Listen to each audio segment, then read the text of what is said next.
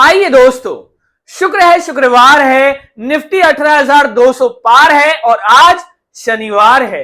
यह वीडियो हम शनिवार को शूट कर रहे हैं। गुरुवार को निफ्टी ने 18,200 के ऊपर की क्लोजिंग दी थी, लेकिन कुछ एचडीएफसी लिमिटेड और एचडीएफसी बैंक के नेगेटिव योगदान की वजह से आप देख सकते हैं शुक्रवार को भारी सेल ऑफ देखने मिला बाजार में, खासकर बैंक निफ्टी में। एचडीएफसी बैंक और एचडीएफसी लिमिटेड के ऊपर आज हम इस वीडियो में एकदम डिटेल में बात करेंगे, जिसके बाद शायद ही कोई क्वेश्चन आपके मन में बचे कि अब आपको एचडीएफसी बैंक और एचडीएफसी लिमिटेड में क्या करना है। लेकिन उसके पहले बाजार का एक छोटा सा वीकली अपडेट, जिसमें नैस्डैक को भी आज हम कवर करेंगे। निफ्टी ने लास्ट वीक 18,000 के ऊपर की क्लोजिंग दी, इस वीक 18,200 के ऊपर भी एक क्लोजिंग मिली, लेकिन एक सेल ऑफ आया जिसमें हम लोगों ने 18,050 के लेवल को वापस रिटेस्ट किया। ये एक छोटा रिट्रेसमेंट ही माना जाएगा बाजार में। जैसा कि लास्ट वीक से हम देख सकते हैं, 17,550 से जो रैली स्टार्ट हुई थी, निफ्टी ने 700 पॉइंट की रैली दिखाई। अब 700 पॉइंट की रैली के बाद एक छोटा मोटा 200-250 पॉइंट का करेक्शन आना, ये तो लाजमी है, ये तो नेचुरल है। अगर आप इतना छोटा सा करेक्शन को भी हैंडल नहीं कर सकते तो तेजी की पोजीशन रखने का आपको कोई हक ही नहीं बनता है। मार्केट में 1 से 2% के करेक्शन आते रहेंगे, लेकिन निफ्टी के पास 17,800 का बहुत ही रॉक सॉलिड सपोर्ट है।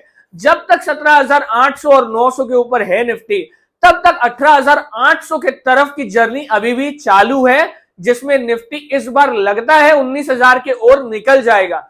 लेकिन उसके लिए 17,800 का होल्ड रहना बहुत जरूरी है, और जो कि लगता है होल्ड होगा। क्यों होगा? क्योंकि लार्ज कैप स्टॉक्स का योगदान है इसमें। आप देखिए, across the mid cap small cap space में भी बाइंग है।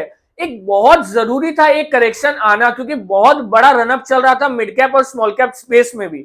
आप देख सकते हैं मिड कैप स्मॉल कैप किस तरह भागे हैं लास्ट के 2 हफ्तों में। तो एक छोटा करेक्शन जरूरी था, वो हमें मिल गया, और ये करेक्शन बहुत ही हेल्दी है, और इस करेक्शन में बाइंग ही करनी चाहिए एक ट्रेडर को।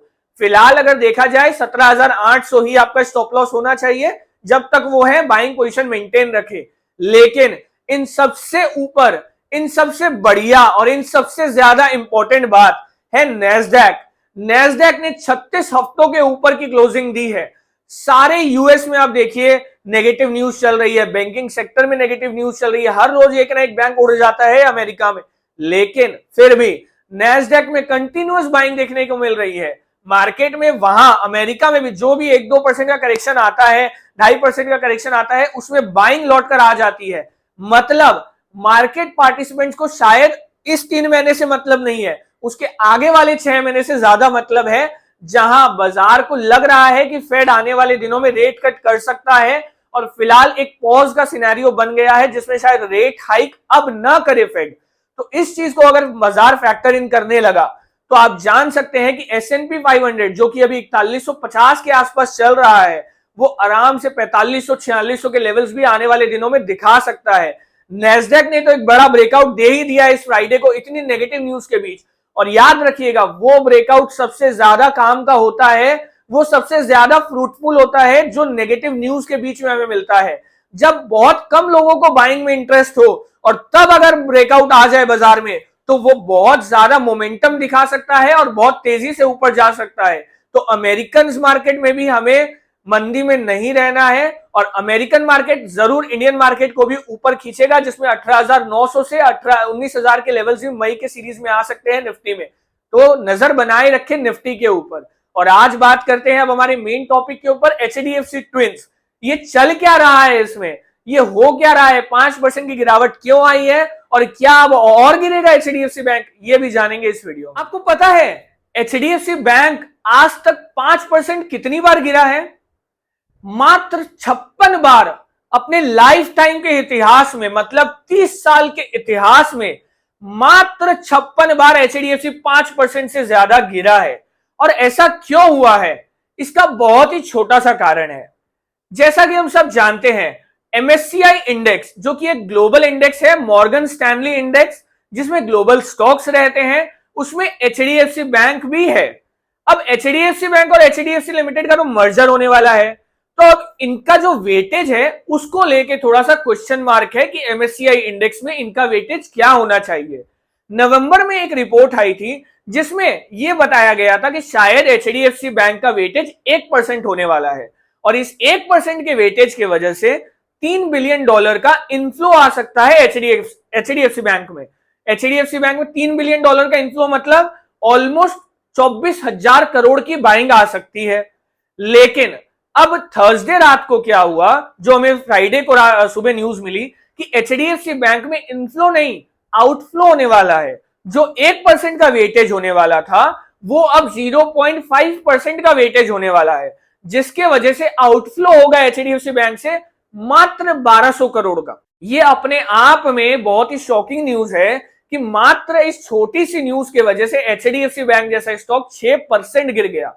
इसका रीजन दूसरा है, वो हम आगे वापस से बात करेंगे। लेकिन उसके पहले ऐसा क्यों हो रहा है? एचडीएफसी लिमिटेड और एचडीएफसी बैंक दोनों का मर्जर जब हो जाएगा तो ऑफकोर्स रीशफलिंग हर जगह होगी, चाहे अपना यहाँ पे निफ्टी का इंडेक्स हो, सेंसेक्स हो या ईटीएफ हो, म्यूचुअल फंड हो, हर जगह ही रीशफलिंग करना पड़ेगा, एडजस्टमेंट चलेंगे।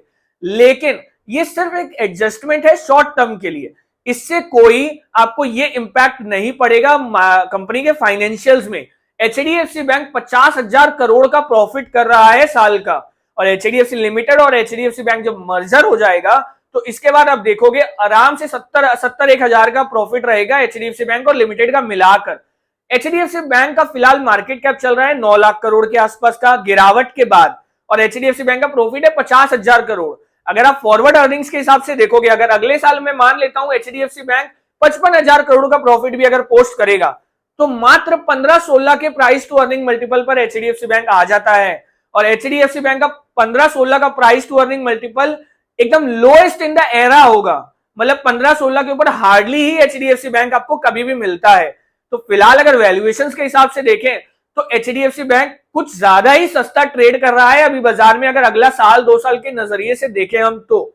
इसके बाद भी अगर आप देखोगे तो ये सेल ऑफ हुआ क्यों है, इतने सस्ते वैल्यूएशंस पर भी सेल ऑफ क्यों है? थर्सडे को एचडीएफसी बैंक और एचडीएफसी लिमिटेड दोनों में बहुत बड़ा ब्रेकआउट आया था ऑल टाइम हाई का, खासकर एचडीएफसी बैंक में ट्रेडर्स बहुत ज्यादा लॉन्ग थे, ओवर लेवरेज लॉन्ग था। तो जब शुक्रवार को एचडीएफसी बैंक 5% खुला तो बेसिकली आप ये बोल सकते हो तो जो लॉन्ग ट्रेडर्स हैं जिनकी वायदा कारोबार में डेरिवेटिव्स मार्केट में लेवरेज्ड वाली पोजीशन रहती है, उनके वजह से एचडीएफसी बैंक ऐसा प्रतीत हो रहा है कि ज्यादा गिर गया, उसमें बाइंग सपोर्ट आने की वजह से भी। लेकिन एचडीएफसी बैंक में लॉन्ग अनवाइंडिंग की वजह से वो ज्यादा गिरा है, न कि इस न्यूज के वजह से। न्यूज का इंपैक्ट तो 1-2% में भी खत्म हो जाता।